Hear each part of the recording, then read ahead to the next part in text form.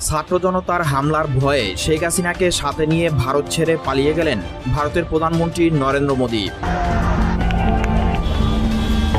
ছাত্র আন্দোলনে এবার উত্তাল ভারত।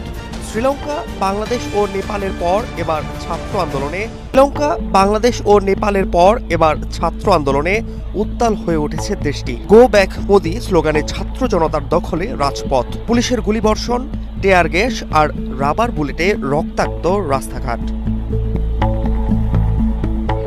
বিশেষ করে বিহারে চাকরি প্রত্যাশী তরুণদের বিক্ষোভ রাজপথ অচল করে তুলেছে। এতে স্পষ্ট যে ভারতে মোদি বিরোধী আন্দোলন ক্রমেই ভয়াবহ রূপ নিচ্ছে।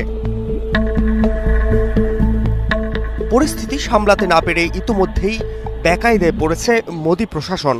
ফলে প্রশ্ন উঠছে, তবে কি এবার নরেন্দ্র মোদিরও পালানোর পালা?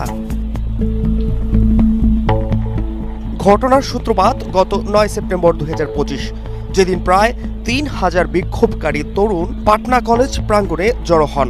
আন্দোলনরত চাকরি প্রত্যাশীদের অভিযোগ, শিক্ষক নিয়োগে শূন্যপদ কমিয়ে তাদের ভবিষ্যৎকে ধ্বংস করছে মোদি সরকার। একদিকে মোদি সরকারের সঙ্গে যুক্তরাষ্ট্রের টানাপোড়েনের সম্পর্ক, অন্যদিকে অভ্যন্তরীণ অস্থিরতা বিজেপির মোদি নেতৃত্বাধীন কেন্দ্রীয় সরকারের জন্য অস্বস্তিকর পরিস্থিতি তৈরি করছে। এখন বড় প্রশ্ন হলো, যদি মোদি সরকারের পতন হয় তবে হাসিনার কি হবে? যেখানে দক্ষিণ এশিয়ায় হাসিনার সবচাইতে বড় মিত্র ছিলেন নরেন্দ্র মোদি। দিল্লির কূটনৈতিক সহযোগিতা ছাড়া হাসিনার ভবিষ্যৎ অন্ধকার। আন্তর্জাতিক মহলের চাপ, দেশের অভ্যন্তরীণ ক্ষোভ সবকিছু মিলিয়ে মোদি সরকারের পতন শেখ হাসিনার জন্য হতে পারে শেষ ধাক্কা। বাংলাদেশে হাসিনা, শ্রীলঙ্কায় রাজাপাকসে আর নেপালে শর্মার পতনের পর প্রশ্নটা এখন দিল্লির বারান্দায় ঘুরপাক খাচ্ছে। পাশের বাড়ির আগুন কি এবার লাগবে মোদির নিজের ঘরেই? বিশেষজ্ঞরা বলছেন, দীর্ঘদিন ধরে বিরোধী দল ও মত দমন করে আসায় সেনাবাহিনীর ভেতরেও অসন্তোষ বাড়ছে। এমনকি মোদিকে হটিয়ে সেনা অভ্যুত্থানের সম্ভাবনার কথাও উচ্চারিত হচ্ছে দেশটির। দিল্লি থেকে পালিয়ে যাওয়ার খবরটা যেন বজ্রপাতের মতো আশ্রে পড়ল গোটা ভারতীয় উপমহাদেশে।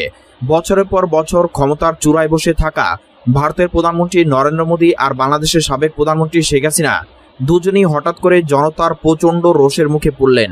আর সেই রোষের ভয়ে তারা নাকি গোপনে বিশেষ নিরাপত্তা ব্যবস্থার আওতায় দিল্লি এয়ারপোর্ট থেকে অজানা গন্তব্যে উড়ে গেলেন, এমনটাই জানাচ্ছে আন্তর্জাতিক সংবাদ মাধ্যমের একাধিক সূত্র।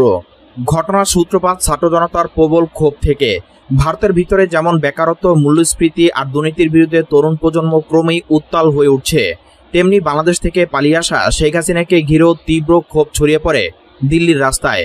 হাজারো বিক্ষুব্ধ শিক্ষার্থী ও সাধারণ মানুষ রাজধানীর গুরুত্বপূর্ণ মোড়গুলো অবরোধ করে স্লোগান তুলছিল।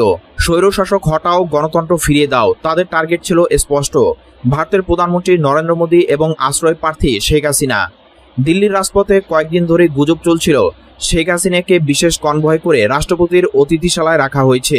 আর এই খবর ছড়িয়ে যেন আন্দোলনকারীদের ক্ষোভ কয়েকগুণ বেড়ে যায়। তারা দাবি করে, একজন বিতর্কিত সাবেক প্রধানমন্ত্রীকে কেন ভারত আশ্রয় দিবে?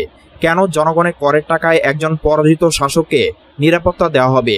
সেই প্রশ্নের কোনো জবাব দিতে পারেনি মোদী সরকার, বরং ক্রমবর্ধমান জনরোষ সামাল দিতে ব্যস্ত হয়ে পড়ে প্রশাসন। এদিকে ভারতীয় গোয়েন্দারাও সতর্ক করেছিল, যে কোনো সময় ছাত্র জনতার একটি বড় অংশ দিল্লির নিরাপত্তা বলয় ভেঙে মোদী ও শেখ হাসিনার অবস্থানস্থলে হামলা চালাতে পারে। আশঙ্কা সত্যি হতে দেরি হয়নি। হাজার